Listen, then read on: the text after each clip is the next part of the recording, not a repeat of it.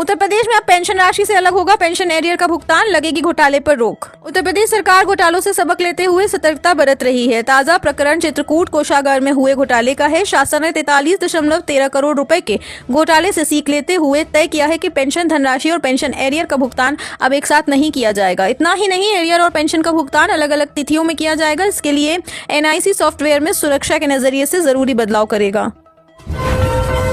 UP के जिले में योगी सरकार ने अभिभावक बन 138 बेटियों का किया कन्यादान। उत्तर प्रदेश सरकार ने गरीब परिवारों की बेटियों के विवाह का बीड़ा उठाया है। आगरा के 4 विकास खंडों में 138 जोड़ों की शादी कराई गई। मुख्यमंत्री सामूहिक विवाह योजना के अंतर्गत सरकार प्रति जोड़े को 1 लाख रुपए की सहायता राशि प्रदान कर रही है। सैया, खेरागढ़, जगनेर और शमशाबाद में पंडाल लगाए गए और रीति रिवाज के साथ विवाह संपन्न कराए गए। सरकार द्वारा गृहस्थी की स्थापना के लिए कन्या के खाते में 60,000 रुपए की DBT अनुदान राशि दी जाएगी।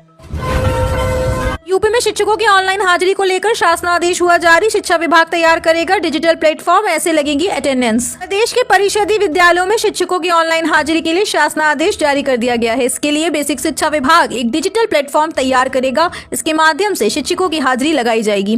खास यहाँ की माध्यमिक शिक्षा विभाग के समन्वय से इस व्यवस्था को प्रभावी किया जाएगा, क्योंकि वहाँ भी इसी तरह से शिक्षकों, शिक्षणेतर कर्मचारियों की ऑनलाइन हाजिरी लग रही है। यूपी में कम होगा गेहूं, बढ़ेगा तिलहन का उत्पादन, लक्ष्य के मुकाबले केवल 86% ही बुआई। उत्तर प्रदेश में गेहूं का उत्पादन कम होने का अनुमान है, जबकि तिलहन का उत्पादन बढ़ने की संभावना है। कृषि विभाग के अनुसार गेहूं की बुआई लक्ष्य के मुकाबले केवल 86% ही हुई है। सरकार तिलहन उत्पादन को बढ़ावा देने के लिए कई योजनाएं चला रही है, जिससे किसानों को लाभ। उत्तर प्रदेश में दिव्यांगों के लिए बनेंगे 18 अत्याधुनिक पुनर्वास केंद्र। मंत्री नरेंद्र कश्यप ने जताया CM योगी का आभार। उत्तर प्रदेश के कैबिनेट दिव्यांगजनों के सशक्तिकरण के लिए प्रदेश के सभी मंडल मुख्यालयों पर दिव्यांगजन सशक्तिकरण केंद्र स्थापित करने का निर्णय लिया गया है। मंत्री नरेंद्र कश्यप ने मुख्यमंत्री योगी आदित्यनाथ का आभार व्यक्त किया। इन केंद्रों पर चिकित्सा, शिक्षा, परामर्श, व्यावसायिक प्रशिक्षण और कृत्रिम अंग जैसी सुविधाएं मिलेंगी। वर्तमान में 11 केंद्र संचालित हैं, जिन्हें आधुनिक बनाया जाएगा। साथ ही नए केंद्र भी खुलेंगे। उत्तर प्रदेश में घुसपैठियों की बनेगी बायोमेट्रिक प्रोफाइल। डिटेंशन सेंटर में योगी सरकार ने कर दी ये व्यवस्था। उत्तर प्रदेश सरकार राज्य में अवैध रूप से प्रवेश करने वालों की बायोमेट्रिक प्रोफाइल बनाएगी। योगी सरकार ने डिटेंशन सेंटर में यह व्यवस्था की है, ताकि घुसपैठियों की पहचान सुनिश्चित की जाए। इस कदम से सुरक्षा व्यवस्था और मजबूत होगी। सरकार अवैध प्रवासियों के खिलाफ सख्त कार्रवाई करने की तैयारी में है। पंचायतों में विकास से जुड़ी कमियों की पहचान करें अधिकारी। मुख्य सचिव ने समिति की बैठक में दिए निर्देश। उत्तर प्रदेश के मुख्य सचिव ने राज्य स्तरीय निगरानी समिति की बैठक में अधिकारियों को पंचायतों में विकास से जुड़ी कमियों की पहचान करने के निर्देश दिए। उन्होंने कहा कि विकास कार्यों में किसी भी प्रकार की लापरवाही बर्दाश्त नहीं की जाएगी। योजनाओं का लाभ आम जनता तक पहुँचाने के लिए कमियों को दूर करना आवश्यक।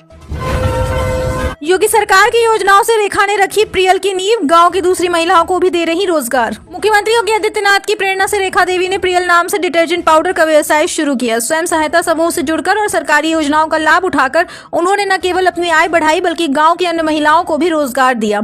रेखा देवी की सफलता महिला सशक्तिकरण और ग्रामीण विकास का एक उत्कृष्ट उदाहरण है, जिससे अन्य महिलाओं को भी प्रेरणा मिल रही है।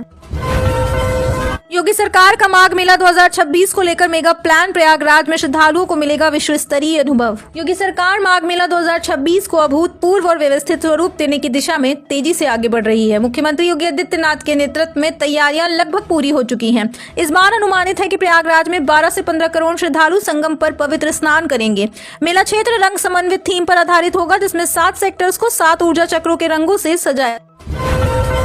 वाराणसी, कानपुर में तापमान गिरा, कोहरे की चेतावनी। IMD ने जारी किया अलर्ट। उत्तर प्रदेश में मौसम में बदलाव देखने को मिल रहा है। वाराणसी और कानपुर में तापमान में गिरावट दर्ज की गई है, जिससे ठंड बढ़ गई है। IMD ने कोहरे की चेतावनी जारी करते हुए अलर्ट जारी किया है। लोगों को सावधानी बरतने की सलाह दी गई। मौसम विभाग के अनुसार आने वाले दिनों में ठंड और बढ़ सकती है।